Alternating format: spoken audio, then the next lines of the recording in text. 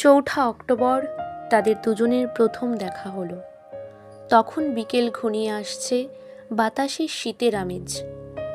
10 October তাদের দীর্ঘক্ষণ কথা হলো টেলিফোনে। সেদিন ছেলেটি নতুন কেনা টবে গোলাপের চারা লাগালো। 30 অক্টোবর রেস্টুরেন্টের নিরালা কেবিনে ছেলেটি বলল, তোমাকে আমি ভালোবাসি। মেয়েটি লজ্জায় মাথা নিচু করে টেবিলে আঁকি বুকি কাটল। 12 ডিসেম্বর গোলাপ গাছে কুঁড়ি ধরল। মেয়েটি রেস্টুরেন্টের ছেলেটিকে জিজ্ঞেস করল, কেন ভালোবাসো আমায়? আমি সুন্দরী তাই? তোমার চেয়েও সুন্দরী আছে কত। আমার বাবার প্রচুর অর্থ তাই? তোমার বাবার চেয়ে বড় লোক এখানে কম আছেন বুঝি? তাহলে ভালোবাসি ভালোবাসি, তার আবার কারণ হয় নাকি? মেয়েটি বাড়ি ফিরে বন্ধুদের সঙ্গে টেলিফোনে অনেক আলোচনা করল।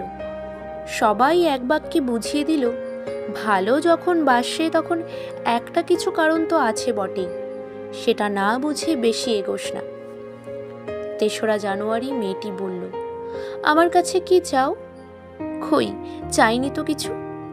ভালোবাসো অথচ চাও না, তাহলে?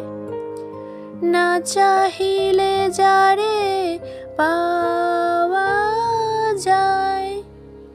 এ তো গান, শুধুই গান, তাছাড়া কি? কিছুই যদি না চাও তবে ভালোবাসো কেন? ভালোবাসি তাই ভালোবাসা দিতে চাই, চাইবো কেন? তুমি সত্যিই অদ্ভুত। 10 ফেব্রুয়ারি দুজনের দেখা হলো মেট্রো স্টেশনের পাতালে। ছেলেটি বলল, আমি কাল সারা রাত বাঁশি বাজিয়েছি। সারা রাত সেই সুরের মায়াবী আলোয় তুমি নাচছিলে। অসামান্য, অনন্য সে নাচ। ধ্যাৎ, কাল সারা রাত আমি ঘুমিয়েছি। আমি কিন্তু তোমার নাচই দেখে গেছি সারা রাত। তোমার বাঁশি একদিন শুনতে হবে। 12 মার্চ ছেলেটি বাঁশি বাজালো। মেয়েটি শুনল। সময় থমকে রইল অনেকক্ষণ। বাঁশি যখন থামল, মেয়েটির 2 চোখ ভরা জলে। মেয়েটি বলল, বাঁশি শুনতে শুনতে আমার ঘুম এলো আবেশে। আমি দেখলাম আমি নাচছি, মেঘের মাঝে তারাদের পাশে আমি নাচছি। আকাশে ফুলের গন্ধ। ডাক্তার আমায় বাঁশি বাজাতে নিষেধ করেছেন। সে কি, কেন? বাঁশি আমায় টেনে নিয়ে যায় স্বপ্নের মধ্যে। ডাক্তার বলেছে, স্বপ্ন দেখে দেখে আমার মস্তিষ্কের শিরা উপশিরায় জট পাকিয়ে যাচ্ছে। তাহলে ভাবছি। 16 এপ্রিল মেয়েটি বলল, আমার বন্ধুরা বলেছে তুমি খুব ভালো, অসাধারণ, কিন্তু তুমি সৃষ্টি ছাড়া, তোমার স্বপ্ন সব অর্থহীন। আমি জানি। এই স্বপ্ন টপ্ন দেখা ছেড়ে দিতে পারো না তুমি? না। তাহলে তুমি তো আমাকে হারাবে। তোমায় পাইনি তো কখনো।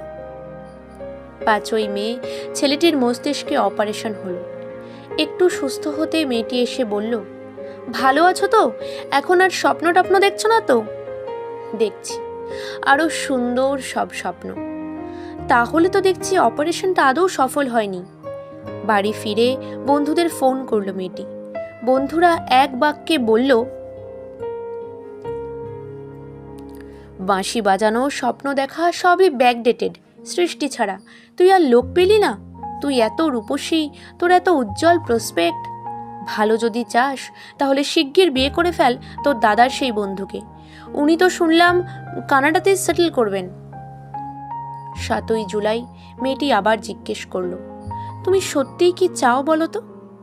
তুমি আরও সার্থক, আরও সুন্দর হয়ে ওঠো।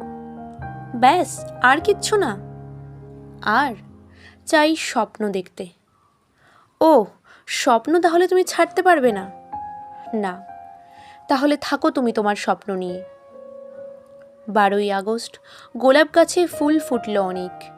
সেদিন দুপুরে ছেলেটির মস্তিষ্কে আবার অপারেশন হলো। 13 সেপ্টেম্বর ছেলেটি মারা গেল। 14 সেপ্টেম্বর মেয়েটির শুভ বিবাহ সুসম্পন্ন হলো কানাডাগামী সেই পাত্রের সঙ্গে। 20 সেপ্টেম্বর গোলাপ গাছটি হঠাৎ ঝড়ে উপড়ে গেল। সেদিন সন্ধ্যার বিমানে মেয়েটি হানিমুনে গেল। যাবার আগে বন্ধুদের বলে গেল, স্বপ্নের চেয়ে বাস্তব অনেক ভালো, অনেক মধুর। স্বপ্ন দেখে কেবল বোকারা। চৌঠা অক্টোবর। ছেলেটির মা ঝরে পড়া গোলাপ গাছটিকে সযত্নে তুলে ফেলে দিলেন। শূন্য টবে তখন কয়েকটা পোকা, কয়েকটা মাছি। আমরা কেউ জানি না ওগুলো পোকা, মাছি নাকি ছেলেটির স্বপ্ন।